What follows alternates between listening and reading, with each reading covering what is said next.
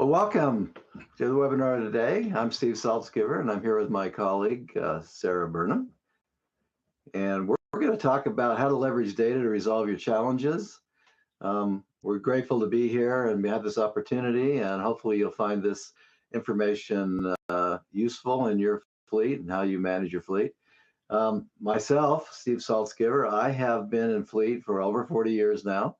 I do have a background in a school bus industry as a consultant and as the driver years ago, actually, and then managing school buses for the state of Utah and the state of Georgia. And then I've been a consultant now for the last 15 years. So hopefully you find the information valuable. I'll let Sarah take a minute and introduce herself. Hi, everyone. I'm Sarah Burnham, and I've been in the automotive industry for 26 years.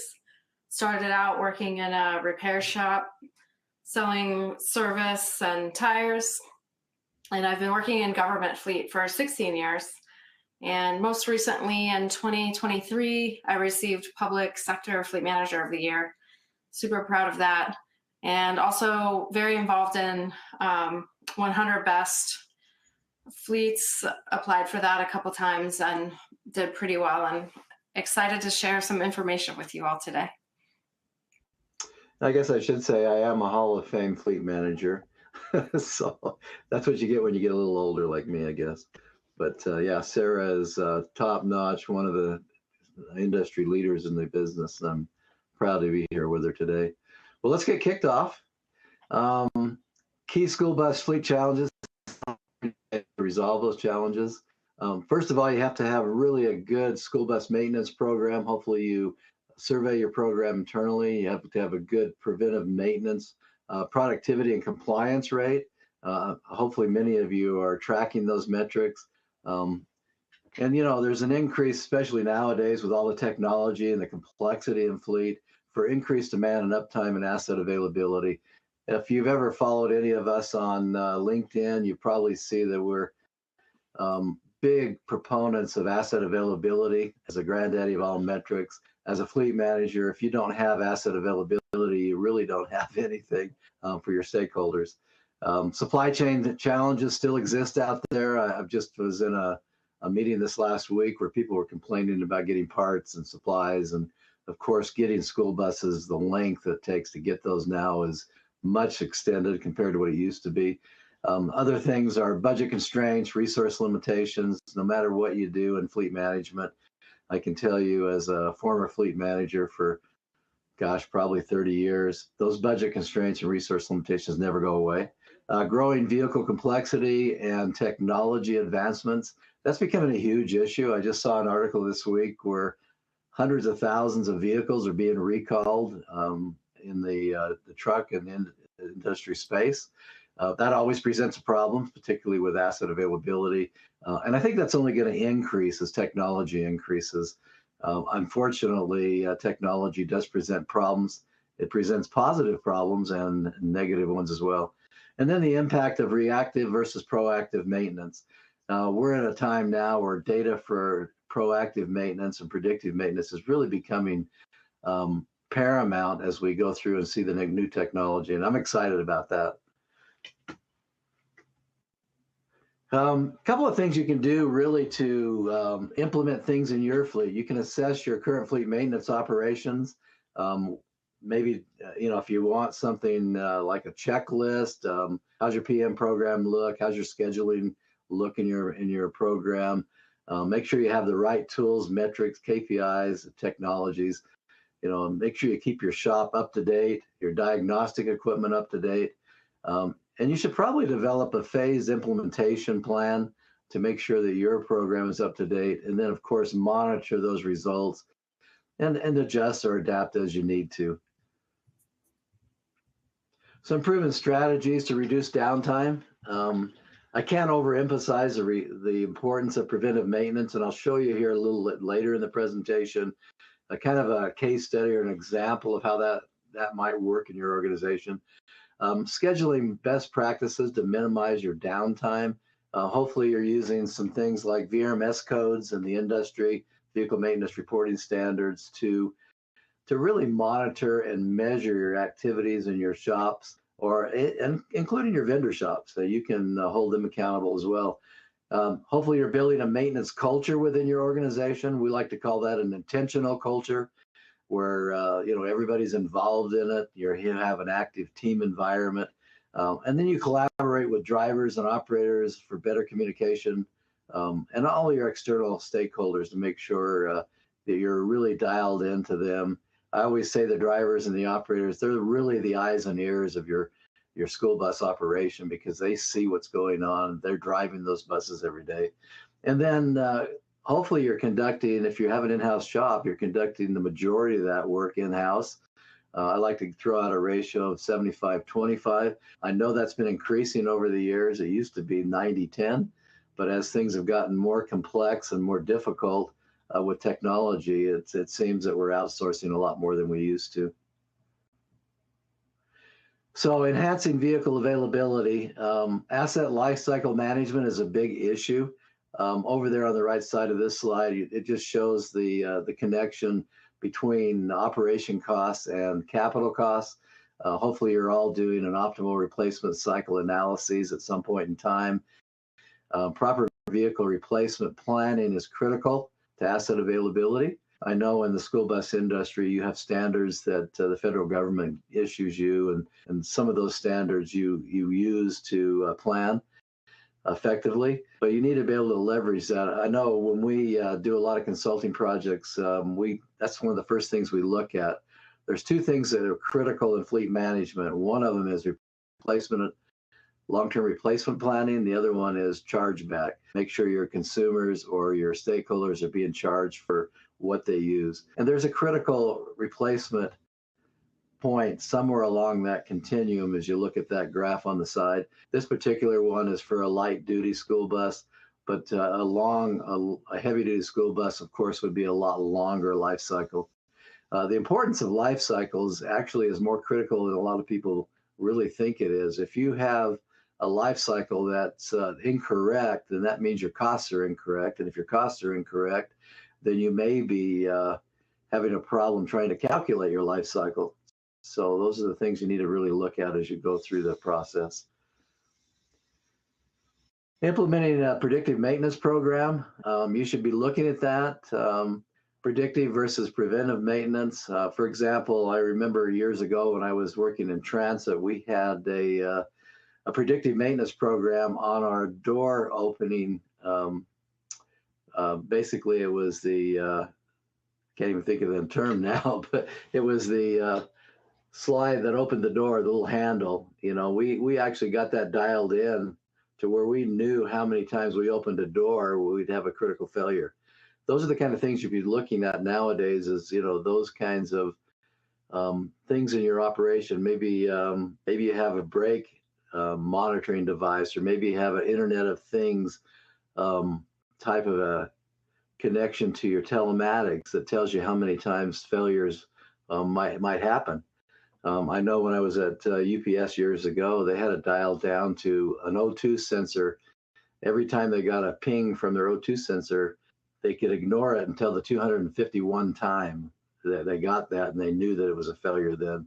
So those are the kind of things that are really happening with preventive maintenance and predictive maintenance that are coming down the pipe now. Certainly you can do engine oil and fluids analysis, especially on your larger units. Those are good indicators of the quality of the fluid, and when you need to change it, when it may have become a failure. Predictive maintenance reduces unplanned repairs, and that's really the key to predictive maintenance. You want to eliminate or mitigate the unplanned downtime. That's really where the issue of becoming an efficient fleet manager lies.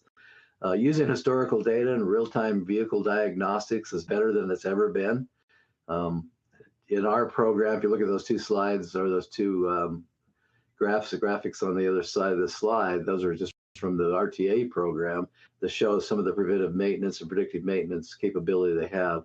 And then lastly, key metrics to track. Make sure you're following industry trends, make sure you're tracking key metrics like preventive maintenance compliance, asset availability, shop output, all those things that can really give you an edge on implementing a predictive maintenance program. There's some innovative tools and technologies out there that help you streamline maintenance. Obviously, you should be using a fleet management information system. If you're not using one of those and you're just using a spreadsheet, I would advise you to think about upgrading for the future. There's diagnostics and telematic tools out there for real-time monitoring. I've implemented many of those in my career, and I can't tell you how much the importance of those is or are when you use that data. PM should be powered by AI or IoT, Internet of Things. If you have that capability, there's so many things now with APIs, application programming interfaces, that you can link to your fleet management information system to give you real-time data so you can act accordingly. Mobile maintenance units, digital work orders. The more you can become digital, the more productivity you can save. We recently did what we call a BHAG at RTA. It's a very big, hairy, audacious goal, and we wanted to see how much digitification is saving our clients throughout our organization, and it was literally in the multi-millions. And so there, digital saves a lot of money. And then, of course, you have to have good maintenance outsourcing strategies. Just because you're not maintaining the vehicles internally doesn't mean you can absolve yourself from the monitoring of the vendors out there. So make sure you have good practices in place for outsourcing your maintenance. Leveraging data for maintenance efficiency. Collecting and analyzing maintenance data. You should be using KPIs. Cost per mile is one. Maintenance turnaround time is one. Repair frequency is one. Other ones are comeback rates, things like that. Identify the trends and inefficiencies through data that you might have in your operation. If you have a good maintenance software, that should be pretty easy to do. And integrate that software with other fleet management software, like I mentioned before, like telematics. There are now outside vendor softwares that you can interface with your software to get metrics from your vendors as well. So look for those solutions where you can get a one-stop solution in your fleet management system. Availability data summary. I'm going to show you a process. This is a case study that we did last year at our RTA, and this shows you what you can do if you have data. So I put together a process. So the first thing you need to do is interview your stakeholders. Those would be your drivers, your departments, students, whatever you're working with. Determine what the percent of availability is. Identify critical issues that might be impeding your availability.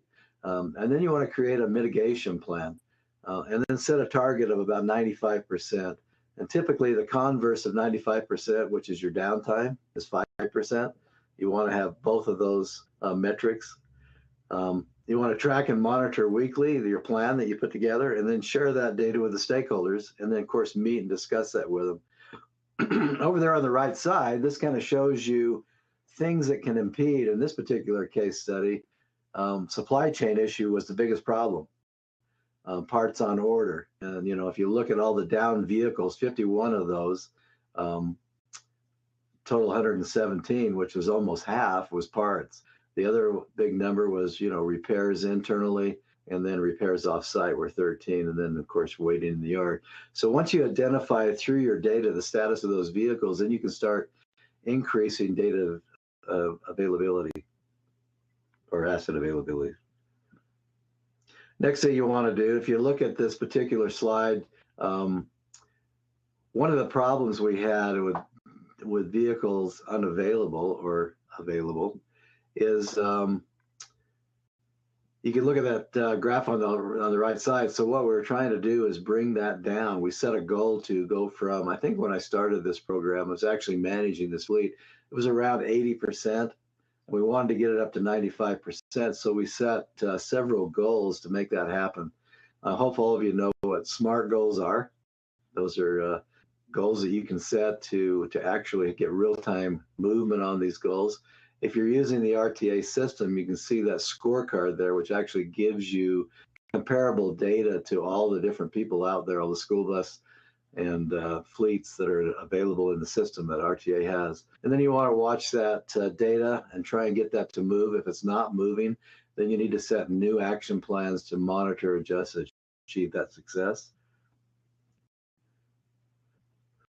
This is actually the client data. This is where we started. We started at 85%. You can see how we went from, it was basically in February to June, just in 6 months, we were able, or in 4 months, excuse me, we were able to get that availability up to 97%. And that takes a real team effort to do that.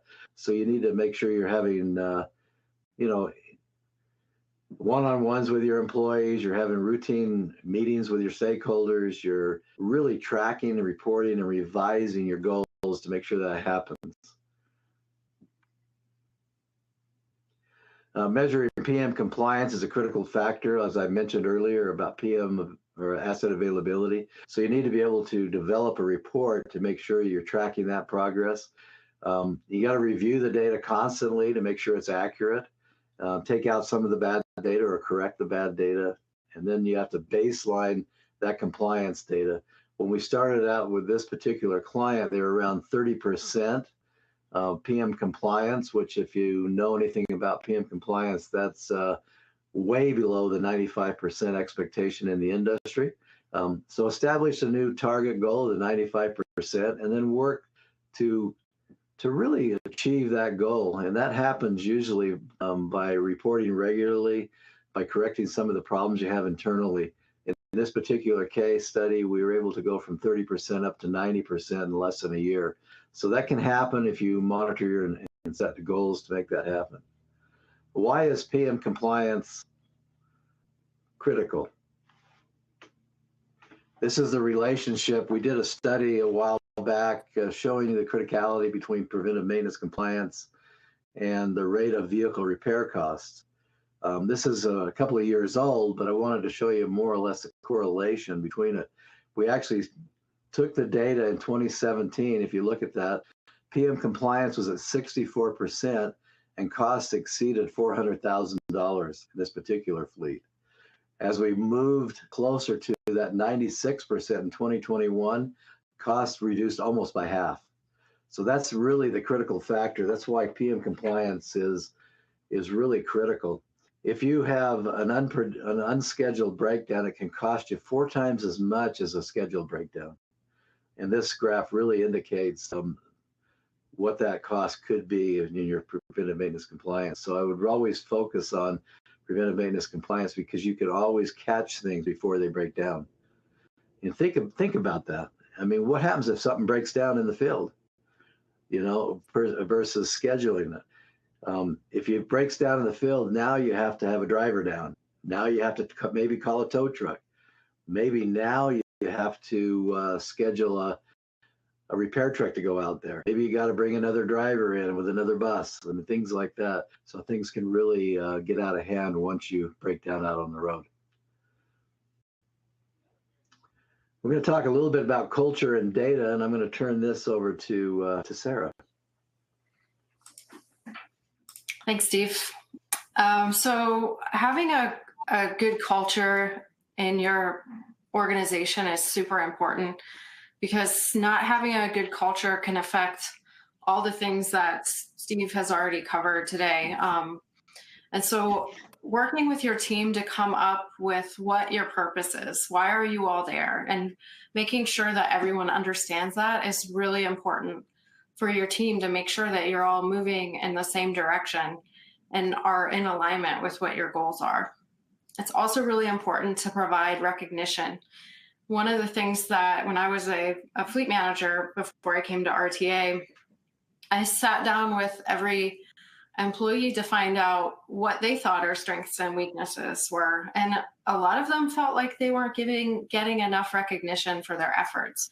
I think it's very easy as a leader to kind of think that, you know, everybody's there to do a job, and as long as they're doing their job, they're probably happy. But that may not be the case. A lot of employees, the more they feel appreciated, the more they're actually going to do for you. So having that connection with them and providing them some kind of recognition, whether it's public recognition or even walking up to that person and saying, hey, I heard you did this last week. Thank you for that. I really appreciate it.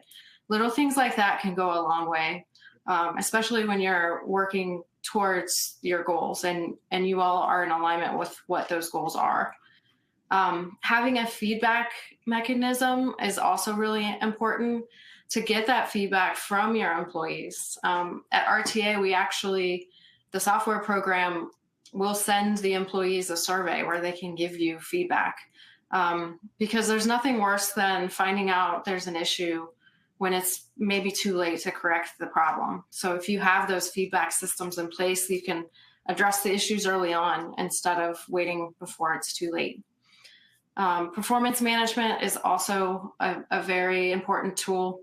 And what that would be tracking productivity and other KPIs that kind of gauge how either quickly vehicles are coming in and out of the shop or how well technicians are addressing issues, so that if there's issues with training or parts, having those performance management metrics helps you identify what those issues are and helps you address them either on it. Maybe you have an issue that's across the board that everyone needs training, or maybe it's specific to an individual. So having that data to know, where individuals stand and where you stand as a group is super key. And then also providing training and development programs, whether your organization provides them, maybe they provide tuition reimbursement, or maybe you provide incentives for ASE certifications, providing and training yourselves.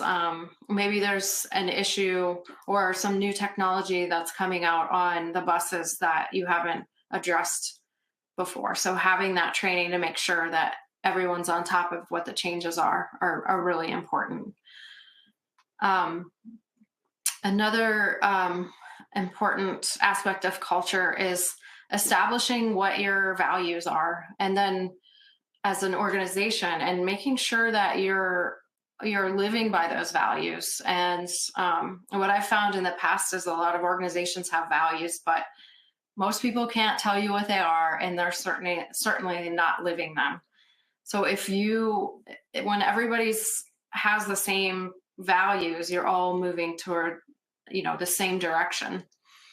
Some of the non-negotiables is an understanding of operational commitments derived from the core standards that won't be compromised. And so what that looks like would be on your PMs, are they making sure that they're 100% on time? Your repair completion, making sure that you're completing them in however many days that you've established. Making sure that the repairs are quality and that they meet OEM standard. Making sure that your DVIRs are completed 100% of the time. Making sure that your work order data is entered and by the next day. And then also making sure that the data that's in your fleet information system matches your financial data. Because if you don't have good data in your fleet information system, or vice versa, you might not be able to make good decisions when it comes time to replacing those assets, because maybe you don't have all the costs captured.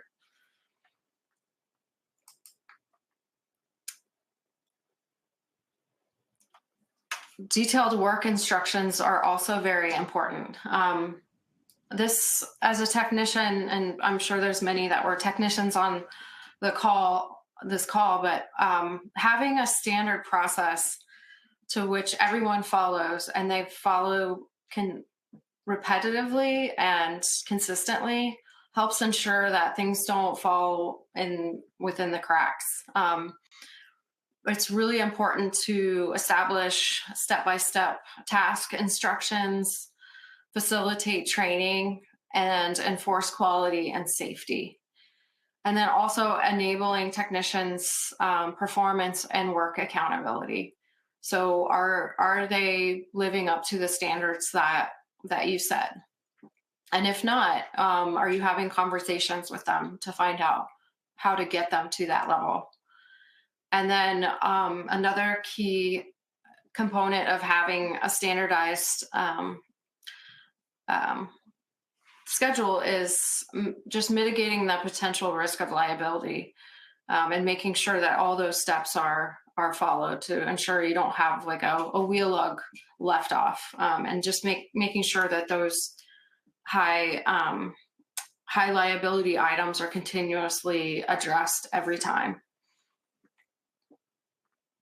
Driver culture is also very important. At RTA, they offer a inspection process that you can use on your mobile phone. So completing those inspections is super important. The drivers are often the eyes of the fleet, and I know that's something that Steve likes to say, but the drivers are often the first ones that are aware of what's going on with those vehicles.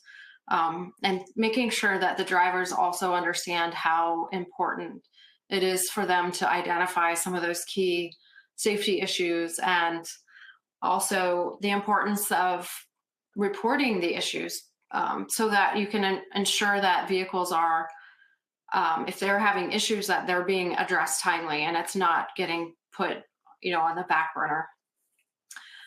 So it's really important to have that feedback, not just for compliance, but to be able to address the safety and customer service aspects. And it also helps, having drivers have a safety and customer service culture. It helps making sure that your drivers are performing the tasks they need to perform. So having the electronic DVIRs can help the process tremendously.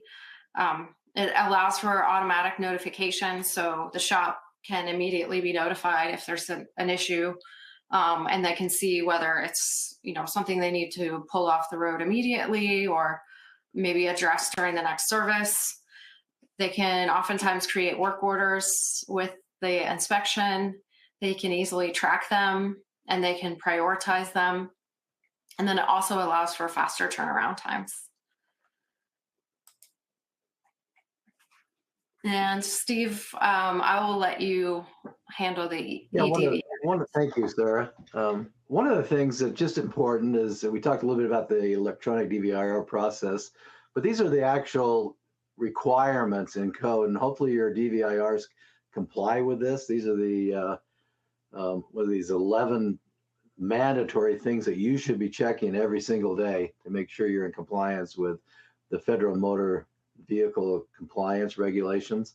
So as you're going through that, make sure you set your eDVIRs up. If you're doing paper DVIRs, then they also should have at least as a minimum these items on that list. And this is something, of course, when you're in a school bus business, so you need to be able to comply because there's federal requirements around that. Let's talk a little bit about optimization. Shop optimization and that environment is something that you really need to take a look at. Sarah, any point on that one? Yeah. So like in the example here, they're using looks like a combination of fixed and mobile lifts. So having an environment set up to address, maybe you have different size buses or different vehicles that you're working on. So setting up the shop so that it's set up in the most efficient manner for your techs to be able to work on them is key. Absolutely. The more effective they can be, the better. One of the things we always recommend when we do shop environment studies is make sure you're using 5S principles. These are the 5S principles: sort, set and order, shine, standardize, and sustain. Your shop should look like this. If you've got tools, you should have boards on the side where you're organized, your tools are organized. There's a place for everything and everything in its place. And the more you can make that environment conducive to productivity, the better off you are. And not only in productivity, but in safety as well. The next thing I would always recommend people do is walk through your processes. Take a couple of your big processes, like say preventive maintenance, for example. If you look at that graphic on the side, that's what we call a spaghetti diagram. And if you're looking at getting the best visual flow of a preventive maintenance inspection, take a look at the actual process that you're involved in and make sure it flows efficiently. Does the process reduce waste? We did this when I was at Coca-Cola several years ago, and it was really eye-opening what we were doing. We had a preventive maintenance inspection of a truck, but you can equate this to a school bus, and that truck was taking us 6 hours to do a preventive maintenance inspection. And after we sat on a mezzanine and mapped out where that technician was going, step by step, we found out that we could reduce that time from 6 hours down to 2 hours, just simply by realigning our preventive maintenance inspection module, in other words, the key tasks we were performing, and the steps that mechanic was taking. I mean, that ended up being almost a 400% improvement in productivity just by mapping the flow. So that's what you need to be looking at, is that.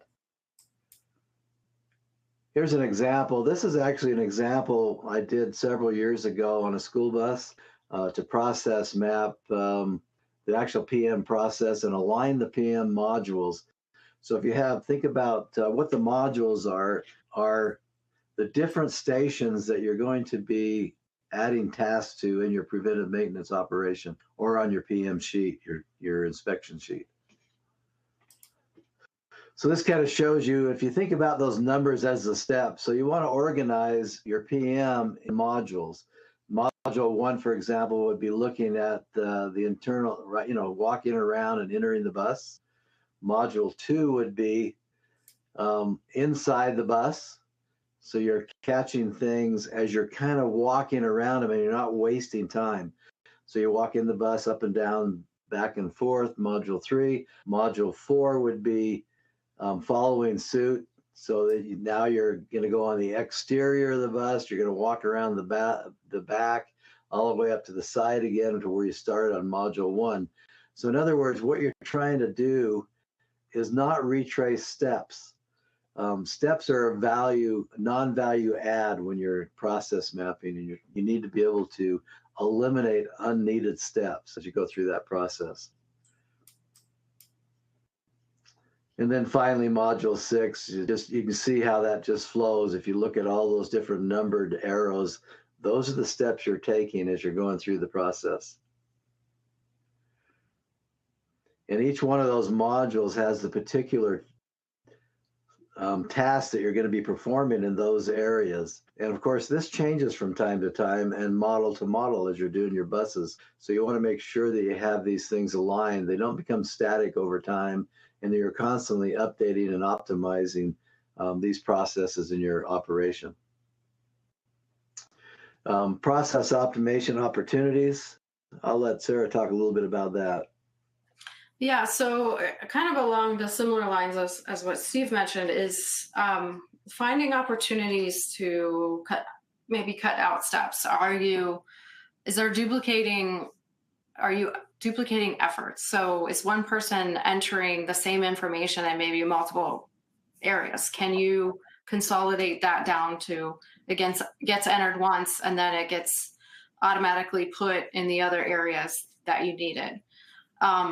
Are you doing manual entries, or could, say, your technicians be entering directly on work orders? Are there opportunities for automation? Could reports be automatically sent to customers or to yourself just to review certain items monthly, or maybe some of your team members? Do you have the appropriate approval levels? So sometimes approval levels can actually be set too low, and so they're routinely somebody's having to approve something that maybe could be set at a little bit higher, so you have less approvals. Do you have the right tools and equipment? Maybe there's a tool or a piece of equipment that, if you had the right ones, it would save you an hour or 2 hours.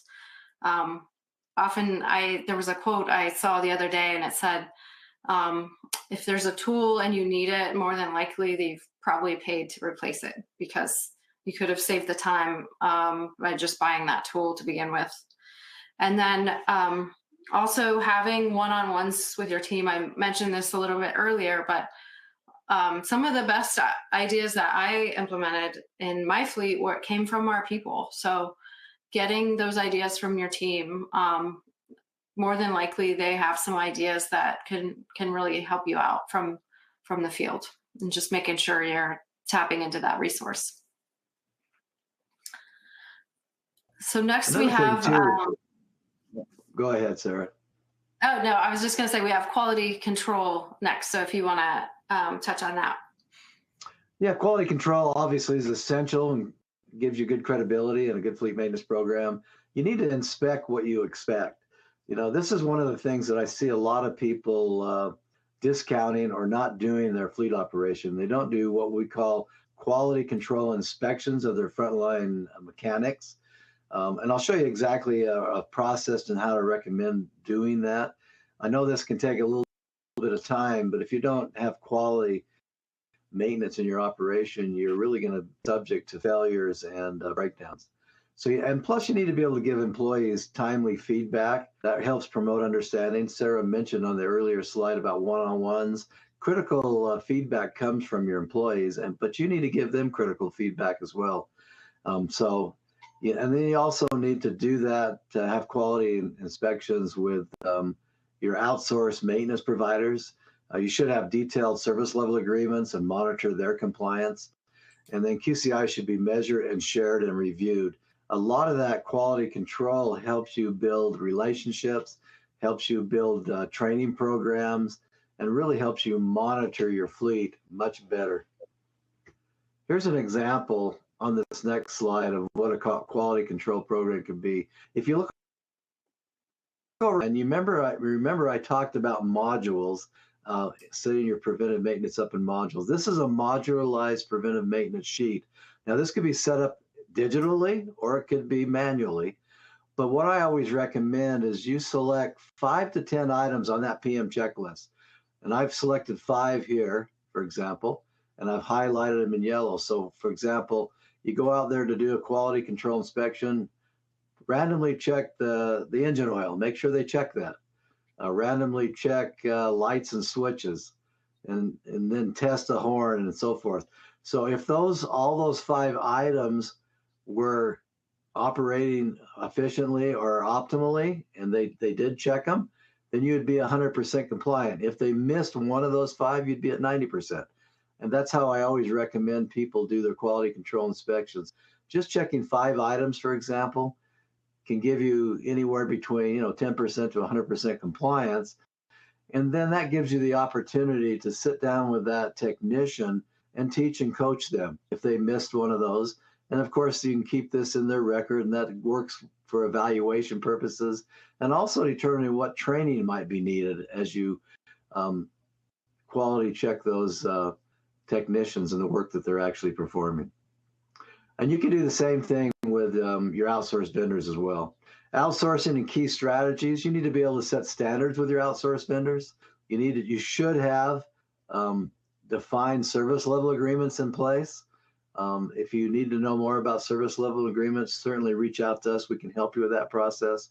And then put in key performance indicators in those service level agreements. Implement regular audits. You should have maybe a quality, like a quarterly audit with your outsourced vendors, so you can build that relationship and that channel. And then you can develop contingency plans if there's something as a failure or something doesn't work right. Key maintenance strategies for outsourced vendors. Set those standards in advance. So when you set standards with your outsourced vendors, you should have a contract in place. That contract should have a service level agreement. You should implement regular audits, performance indicators. You should scrutinize all the vendor charges. Make sure they're in compliance with what your contract does. I see a lot of people that will get repair invoices back, and they don't even give them the discount that they had negotiated. So a lot of those things can be caught in a invoice audit. Optimize those communication channels. You should be talking to your outsourced vendor frequently. And then if there's anything like contingency plans, like if you have a fuel vendor, are they in compliance with things like, emergency emergency plans like hurricane plans or things like that. I know Sarah can talk a little bit about that living in Florida, but make sure you define those things openly and upfront to make sure that they will comply with them as you're going through that process. Here's some things to think about outsourcing repairs, non-core competencies. One of the things I see people fail a lot if they run an internal shop is they try to work on things where they really don't have any core competency to do that. For example, they don't have core competency to rebuild drivetrain components. And so they'll try to bring something like that in-house, or they'll try and fix glass body. They'll try to do upfitting, maybe advanced diagnostics, emissions, things like that. You may be capable to do that, but make sure it's a core competency if you're going to be doing that. Okay. For example, you probably aren't doing fire extinguisher inspections. You're probably hiring somebody to do that. So these are some of the things that I would advise people to not work on as a core competency. And then service level agreements for vendors, things like vendor hours and availability should be in there. Performance reporting and dispute resolution processes should be in there. If you want to hold them accountable, you should have key performance indicators for the service delivery. And then targets for uptime, I mentioned that earlier. They should be targeting 95% for uptime. And then have things in there like response time and escalation processes. Make sure they're accountable to data security. That's becoming a huge issue now as hacking is becoming more prevalent out there. And then have audits and warranty reviews on a quarterly basis to make sure that they're in compliance with your service level agreement. Make sure too that when you're scrutinizing invoices that you're looking at standard repair times. So what are standard repair times for school buses? These are just a few that I put together out there. You can find these from your vendors, or you can find these from an online program. I always recommend having an online program to look at standard repair times so you can make sure your vendors are complying with those times. Like, for example, an oil filter change, that should really take around a half hour up to an hour. Here's just some common ones to think about as they're doing preventive maintenance out there. And a lot of these are accessible. I mean, if you have programs like Motor or an online SRT program, one I always admonish people to think about getting is one called Real-Time Labor. It's relatively inexpensive. It's a subscription for about $300 a year, where you can get some of these benchmarks so you can keep these folks accountable to the times that they charge you back. The more you can do, the better. Another thing you can do too is you can talk to your vendors on warranty times, because they all have standard repair times. And then you can also make sure you're doing warranty and recall management and you have a process in place. That also reduces costs, increases availability. Warranty claims typically will benefit you about 8 to 10% of the acquisition costs of the vehicle. That is a budgeted number that a lot of manufacturers will actually put in their budget every year. So if you're not claiming warranty, you could be missing out up to 10% of that acquisition value. So if you're spending $100,000, $130,000 for a bus, 10% of that could be $13,000 over the life of the vehicle. So you want to make sure you get that money back. Leverage warranty and recall compliance to mitigate those costs. Vehicle complexity, like I mentioned earlier, is really impacting those costs. So making warranty and recall compliance is even more critical as you do that process. Centralized warranty teams can pay for themselves. I know Sarah has talked about that. Sarah, do you want to talk about that a little bit and expand on that? Yeah. So oftentimes if there are third-party administrators out there, or in fact, RTA, we have a way to track the warranty items. So when I was at Palm Beach County, we actually had a third-party administrator go through every single line item and see if it was something that we could submit for a claim, and they would submit it for us. But having that, the amount we got back far exceeded the amount we paid the company to go through the invoices for us. So it's a good opportunity. Depending on how much you're spending on warranty, it's possible that having somebody help you with those claims could cover the cost of could cover more than what you're going to get back in those warranty claims. And to capitalize on what she just said at Coca-Cola when I was there, we actually hired an outsourced third party, went through a bid process, and we ended up getting a company that charges about 10% of what they recovered. And you basically just download all of your vehicle work orders to them and they go after it. And it's a relatively easy process, but 10% of the total is peanuts compared to nothing, right? If you're not recovering anything. So if you don't have the time to do it, I would always recommend you outsource your warranty recovery. There's some good companies out there that know what they're doing, know how to get that money back for you. A couple other things: warranty maximization. Know when to get an extended warranty or not. Do your analysis on that. Some of them pay and some of them don't. So I always recommend people really look at that process. You can become in-house warranty factory approved. You might be able to negotiate a deal with Bluebird or some of your manufacturers that you're using to actually do warranty repairs and then charge them back. So you need to be able to do that if that's possible. Third-party administrators we talked about. Make sure you don't underestimate the power of goodwill repairs. A good example, if you follow me on LinkedIn, I had a truck recently where I took it in. It was about a 4-year-old truck. It was still under drivetrain warranty. Took it in for 4 problems. They wanted to charge me about $6,000. Fixed all those items. By the time I got out of that, I ended up paying about $1,700. So they gave me some goodwill. They gave me some warranty. So never underestimate the power that you have with vendors, particularly if you're using a particular vendor all the time, because they will give you goodwill and they will work things out. All you have to do is ask. So make sure your outsourced repairs and your parts warranties are in your system. Like, for example, if you have a shop and you're replacing an alternator, typically you got a 90 to 120 day warranty on that.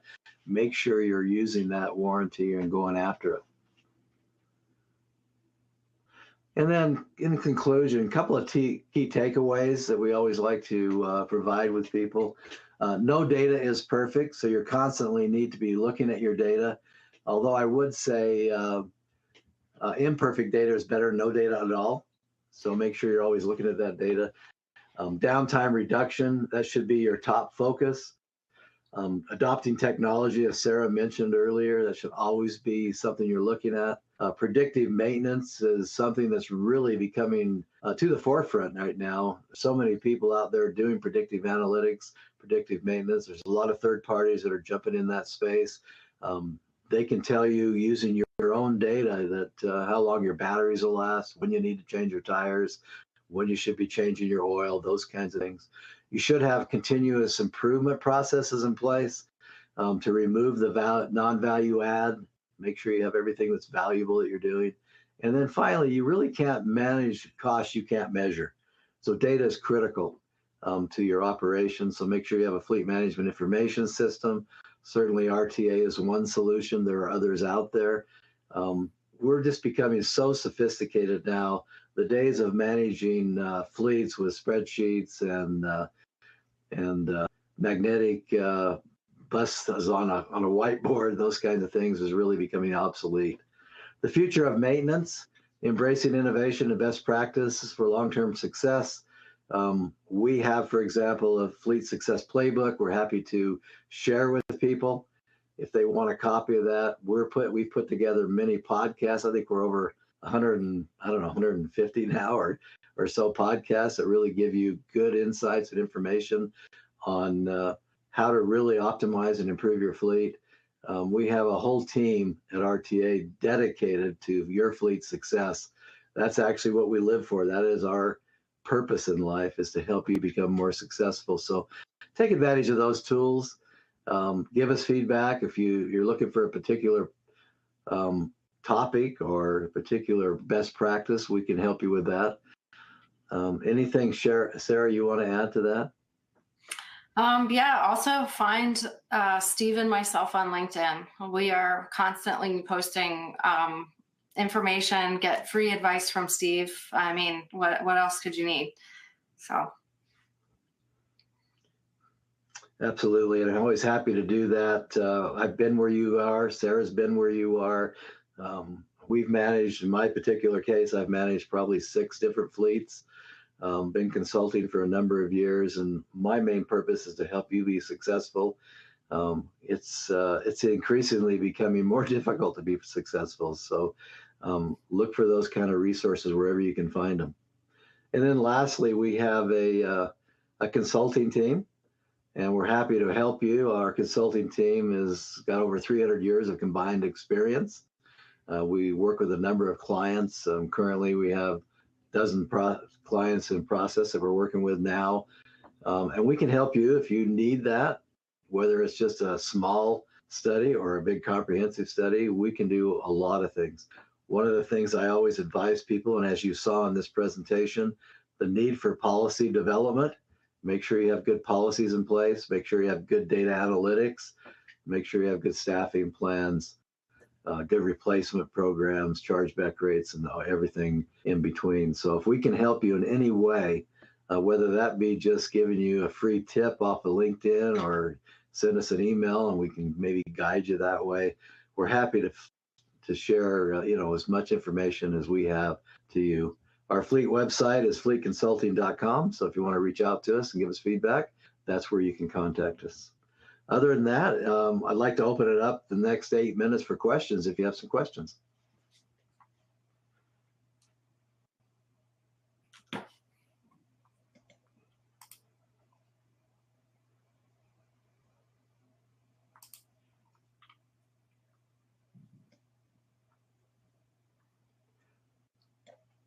And I will say, if you don't have any questions right now, you certainly feel free to reach out to us. I know sometimes it can be intimidating to ask questions live on these webinars, but we're very open to receiving feedback. So let us know.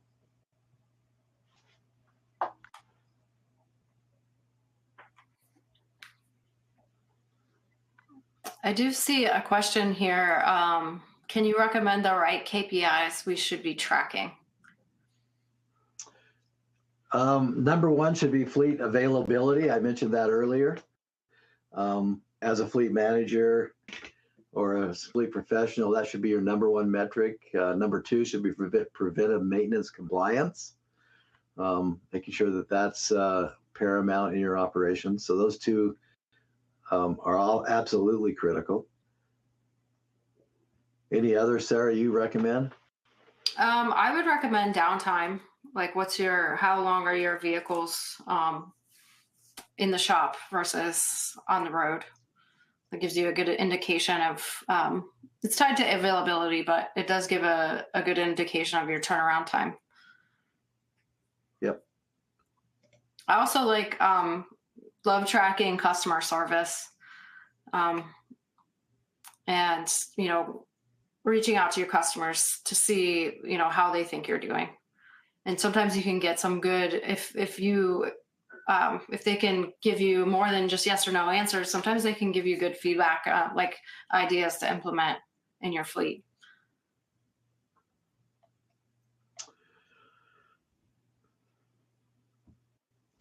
The next question is, what is something you've implemented in your careers to improve the company's culture? Sarah, you've done a lot of this. You want to go tackle that one? Yeah, one of the favorite things that we probably put in place at Palm Beach County was developing an employee recognition program where we had Team Player of the Year awards, where a technician, team members could nominate like a technician, supervisor, a lead type worker, and then like a support worker. And what I would do is I would read, so everybody could vote on who they thought should get it. And I would read the comments that people wrote about the people that got the award. And that went over really well. It was kind of like a favorite thing to do every year. And then to see we would give them awards and to see those out on the toolboxes was really cool as well.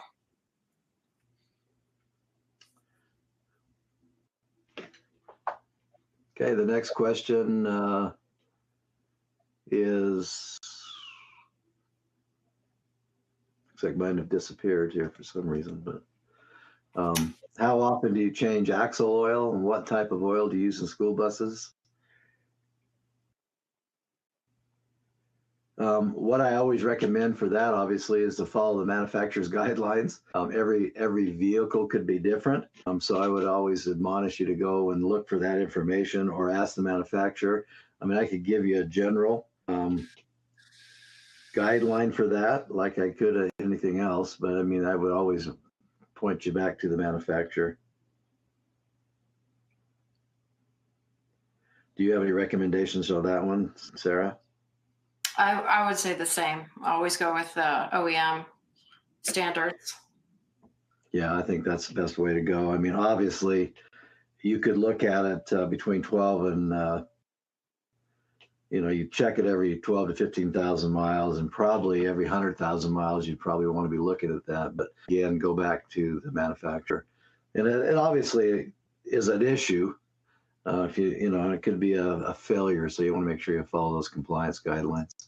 At what point, next question is, what point does disciplining employee behavior come into play after encouragement? In an intentional culture, I would always say that you should have a process in place, a progressive disciplinary process. I actually just wrote a little mini blog today on LinkedIn about that particular question. A lot of people think in a government operation that an intentional culture won't work. And I'm here to tell you that that's really BS. It will work. But you have to have good processes in place, and you have to be vigilant with those processes. So if you have a progressive disciplinary process, and what that is verbal warning, written warning, suspension, and then termination. That's the progression. I would always start by encouraging employees. You don't want to get too aggressive on the disciplinary process, but once you go through that process, by the time you get to the termination level, it should be very apparent that that person should go. I mean, and they should know it. I mean, I've used that myself in my career, and that's the importance of having one-on-ones with employees, so that you're sharing that information. You're not blindsiding that person. The best way in an intentional culture for someone to leave that culture is they leave themselves, right? They realize that they are not